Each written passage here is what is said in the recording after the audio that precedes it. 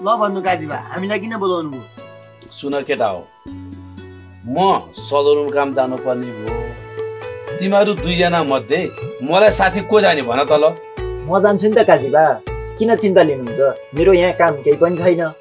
ल ठिक छ, अब त मेरो साथमा जाने भए त चाहिँ घरको रेखदेख गर्नु नि है। ठिक छ नि काजीबा, यतिका दिनदेखि हजुरकै सेवा गर्दै त आएको छु। थाहा छ, तिमीहरूले मेरो सेवा गरेका छौ। तिमीहरूले मेरो सेवा गरे बापत मैले नि त केही न केही तिमीलाई गरेकै छु नि। काजीबा, हजुर त हाम्रो अन्नदाता भगवान नै हो नि। तिमीहरू मलाई यसरी किन उचाल्छौ? म नि मान्छे नै हुँ नि, आखिरी भगवान त होइन नि। जे जस्तो भयो नि, हामी हजुरकै छत्रछायामा रमाइरहेका छौँ। हजुर नै सब थोक हो। ल त काजीबा, रात पनि धेरै नै छिपिसक्यो, हामी लाग्छौँ नि त। कस्तो कुरा गर्छ यसले? यो चाहिँ के जङ्गल हो? रातिको बिचमा किन जानु पर्यो? यहीँ बस।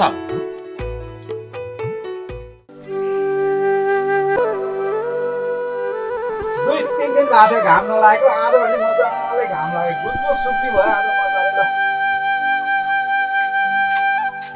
आज चाहिँ मजाले गुन्द्रुक सुक्ने हो। जीवन दाई नमस्कार। ओहो नौले, नमस्ते नमस्ते, कति काम ल्याइस्? जीवन दाई, मलाई साह्रै आपत पर्यो, मलाई हजुरको सानो सहयोग चाहियो। सहयोग त गर्नुहुन्थ्यो नौले, तर के गर्नु? हेर्न, यो राजनीतिमा लागेर देशको सेवा गर्छु भनेर हुँदा खाँदाको सरकारी जागिर पनि छोडे। यो बेला मसँग पनि ठ्याक्कै पैसै छैन भनेको। हेर्नु न, बुढी बिरामी भएको 2 दिन भइसक्यो, मुटु दुख्छ भन्छे, सास फेर्न नि गाह्रो हुन्छ भन्छे। कहाँबाट उपचार गर्नु, के गरी उपचार गर्नु, मलाई त तनाव भइसक्यो। मैले त सहयोग गर्न सकिनँ त नौले तँलाई यो बेलामा। ल ठिकै छ, अब छैन भने त के गर्नु त? नौले सहयोग गर्ने मन त एकदम थियो, तर हेर्न म आफै यति कङ्गाल भएको छु कि अहिले यही एउटा लुगा पनि कति दिन भन्छ मैले फेर्न नपाएको। किनकि मसँग जुन यो जनताको लागि सेवा गर्छु भनेर म जागिर छोडेर लागि परेँ नि, त्यसको कारणले म आफै अहिले यस्तो भएको छु। नौले नरिसा है, मैले सहयोग गर्न सकिनँ तँलाई। होइन दाजु, मैले रिसा होइन, थाहा छ मलाई तपाईँले सहयोग गर्नुहुन्छ, तर पनि के गर्नु, हजुर पनि यस्तै होला समस्या। ठिकै छ दाजु, अब छैन भने के गर्नु त? अन्त कतै यसो गुहार माग्नु पर्ला। नौले रिसाउनु चाहिँ नरिसा है, योचोटि सहयोग गर्न सकेन भनेर फेरि त रिसाएर मलाई यो आउने चुनावमा सहयोग नगर्लास् नि तैँले। होइन दाजु, होइन, म सहयोग गरिहाल्छु नि, म जान्छु दाजु। ल नौले नरिसा है त। बस। ल घाम पनि लाग्यो टन्नै, गुन्द्रुक सुकाइयो, अब यसो गाउँघरतिर म पनि भुलेर आउनु पर्यो।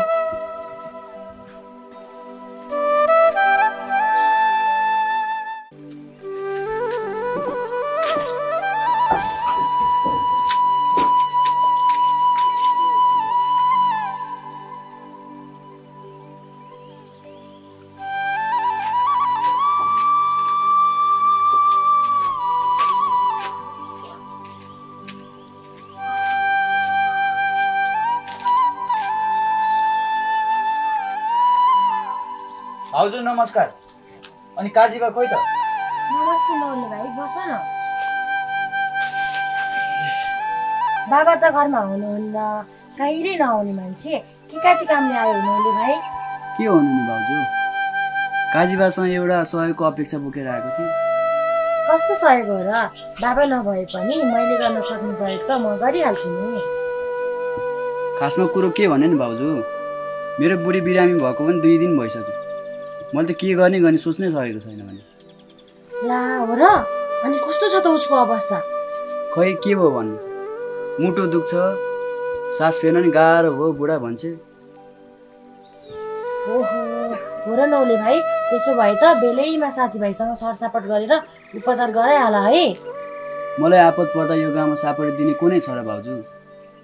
बरु काजीबासँग ऋण लिएर भए पनि स्वास्थ्य चौकी लगाउँ भनेको। खै नौले भाइ, बाबा त कहिले आउनुहुन्छ अत्तो पत्तो छैन, मसँग पनि छैन, भएको भए त यस्तो बेलामा सहयोग गरिहाल्थेँ नि। ठिकै छ नि त भाउजू, अब छैन भने त के गर्नु, अन्त कतै मिल्छ कि गुहार माग्नु पर्ला। हुन्छ बाबु, बहिनीको चाहिँ अलि चाँडै उपचार गरिहाल्नु है। हुन्छ भाउजू, मैले लागेँ है त। हस् बाबु, राम्रोसँग उपचार गर्नु है बाबु।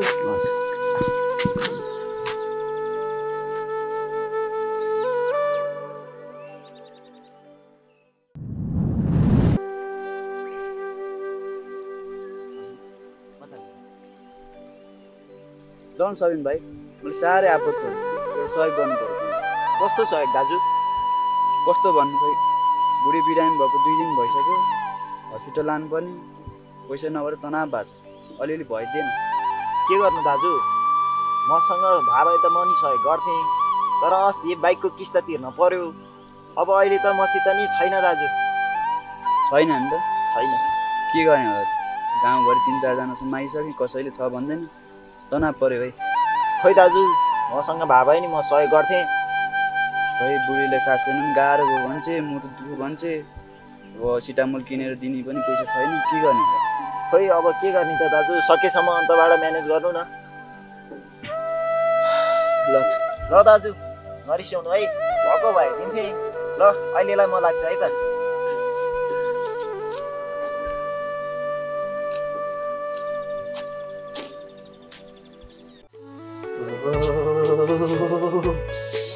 कस्तो जाडो हो आज फेरि सुत्ने बेला भइसक्यो जाडोले छोडे होइन दिउँसोभरि काम गर्यो रातभरि के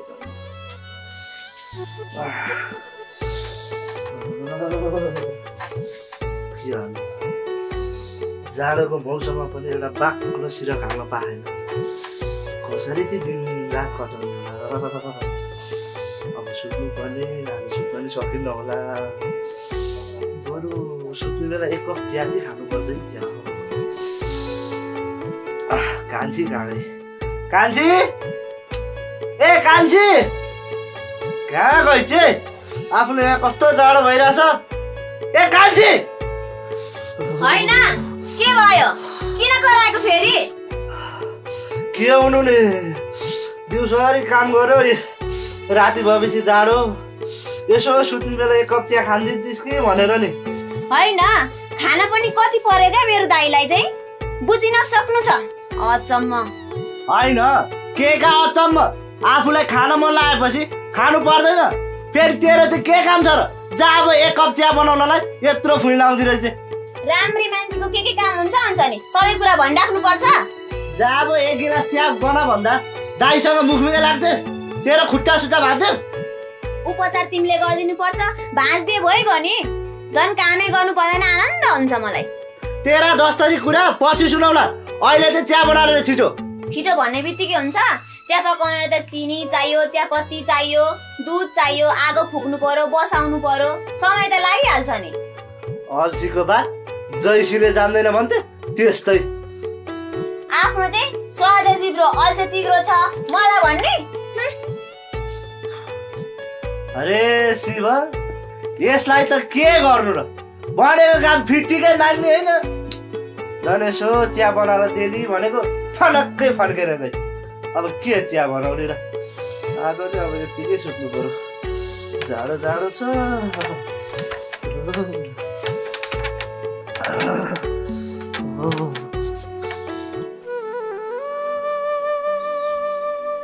पूर्वेली ए पूर्वेली होइन यति राति उता बोलाउने को हो म हो के म भाइ निस्किन जाडो पनि ढोका खोज्दै को आएछ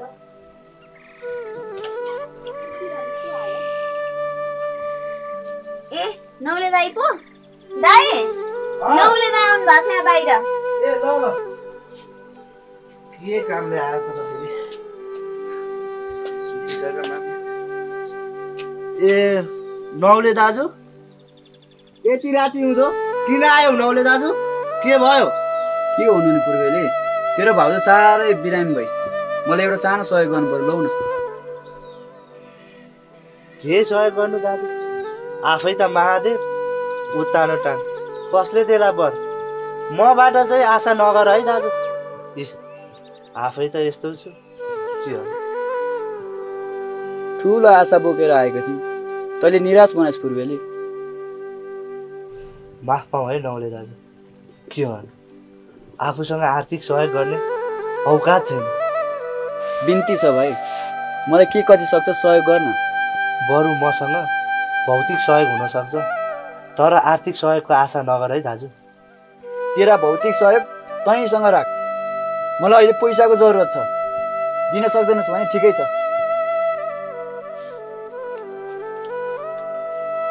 के गर्नु दाजु, तिमीले भनेको जस्तो हुँदैन। बिचरा तिमीले दिएको भए भइहाल्थ्यो नि। चुप लाग, फुर गर्नु भिजा खर्चमा जाने मन्दिर चाहिँ।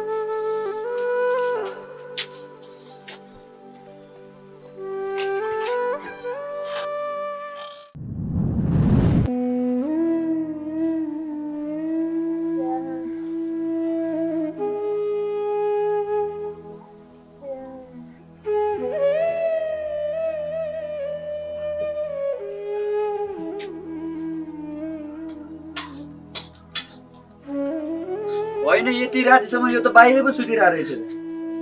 बिरामी मान्छे भित्र जानुपर्छ नि।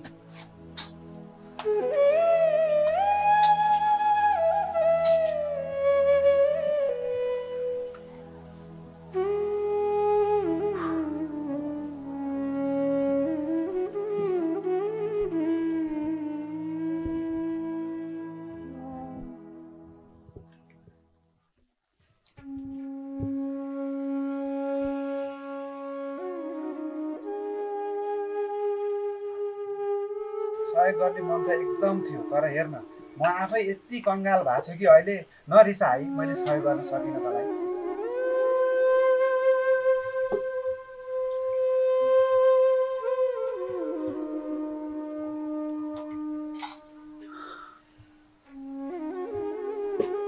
खै नौले भाइ, बाबा त कहिले आउनुहुन्छ अत्तो पत्तो छैन।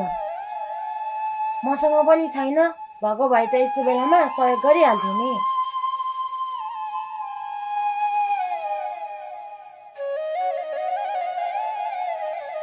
मसँग भए भए त म नि सहयोग गर्थेँ, तर अस्ति बाइकको किस्त तिर्न पर्यो। अब अहिले त मसित नि छैन दाजु।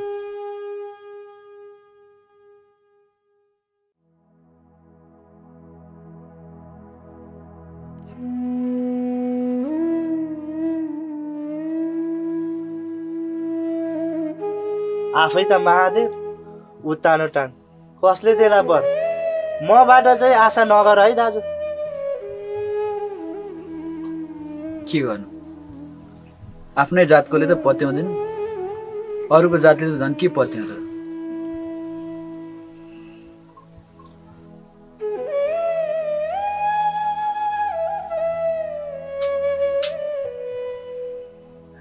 सारा गाउँभरि सहयोग मागे, कसैले पनि पत्याएन। यो गरिब भएर जन्म लिनु पनि ठुलो अभिशाप रहेछ। हे भगवान्, कस्तो स्वरूप दियो यो। अब के गर्ने होला?